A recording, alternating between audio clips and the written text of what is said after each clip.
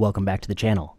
Recently on my Substack, Vinay Prasad's Observations and Thoughts. And by the way, you should subscribe to the Substack. Somebody recently stopped me on the street. They said, I love your channel, but I don't read the Substack. But the Substack has a lot more than what's on the channel. I'm able to do it much quicker.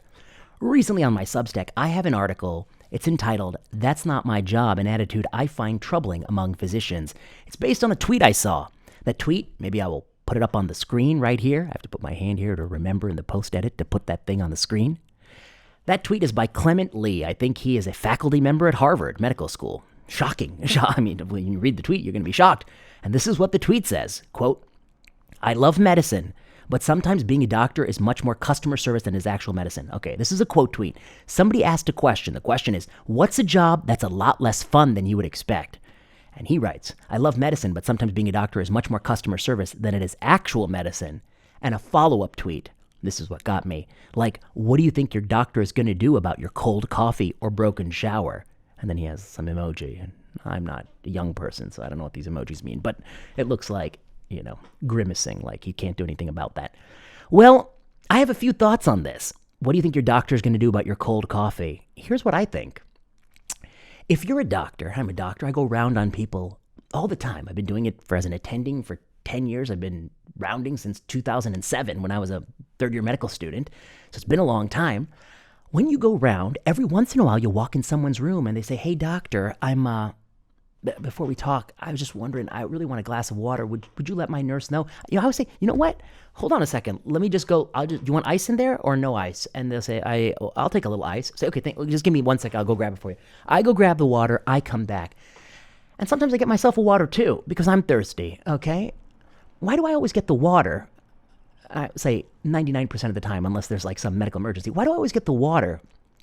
I get the water because it is your job to get the water. It's part of being a doctor. It's part of being a decent human being. When somebody asks you for a glass of water and they're tied up to the bed pole, they're tied up to the IV pole, they can't physically go get it themselves. They may have pushed the button already for the nurse, but the nurse is busy. You have arms and legs. You can go get the water yourself. When I'm on a team and we're rounding with the team and there's a resident and or two residents, a fellow, two medical students, there's always a student or a resident who's not assigned to that patient, often the case. I say, hey, listen, Bridget, would you mind grabbing the water? Tommy, would you get the water? And then we'll continue because this is not exactly your patient. So you could step away for a minute, get the water. And those of us who are involved directly in the care of this patient, we can talk to him about that while you get the water. I always say that every once in a while, you get a really great student, and the moment the patient said, I like a glass of water, the student just says, hey, do you want ice in that? I'll go get it. Don't worry about it, guys. I'll just go grab it real quick. Clement Lee doesn't think you should be doing these things. So when you come in the patient's room and then they say, oh, this cup of coffee is cold, the first thing you do is you get your ass to the nursing station and get a fresh cup of coffee. Or sometimes you might have to go to the nutrition room, get a cup of coffee. Sometimes you might have to ask someone for a cup of coffee. Sometimes you have to go down to the first floor, get a cup of coffee.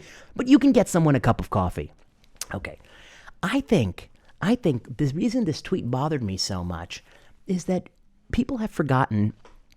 He's surprised that medicine is a customer service industry. Of course, it's a service industry.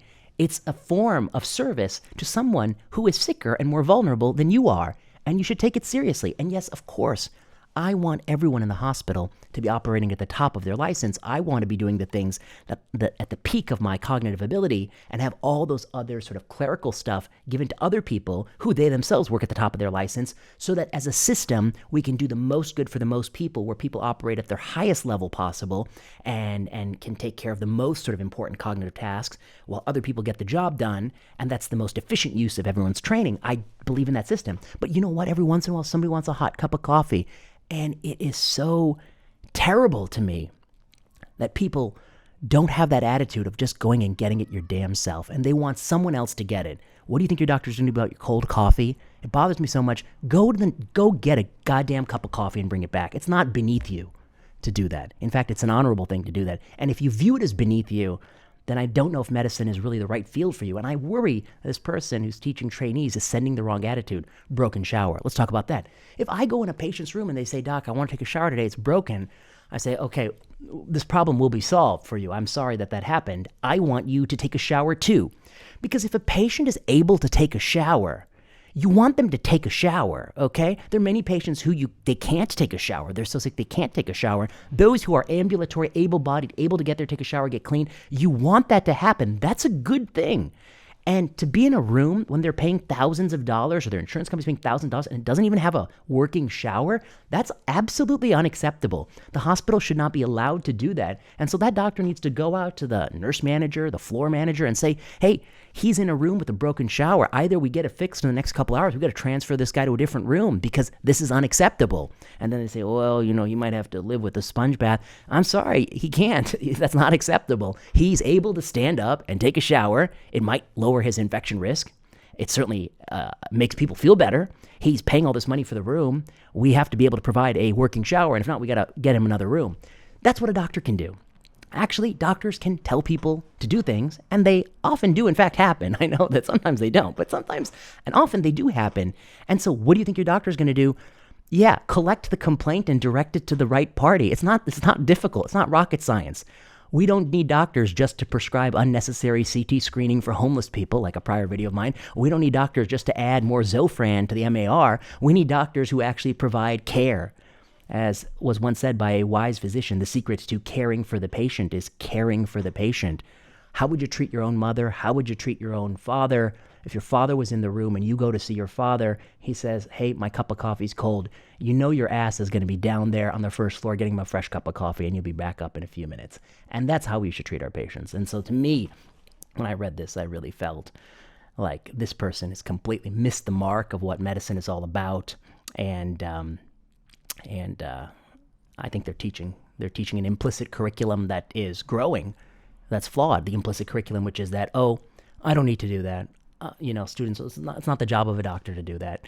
And I worry that sentiment is growing in younger people, and it's poisonous to medicine. I'm not paid to do that. It's not part of the job, and there's somebody else who has to do it, somebody else's job to do that.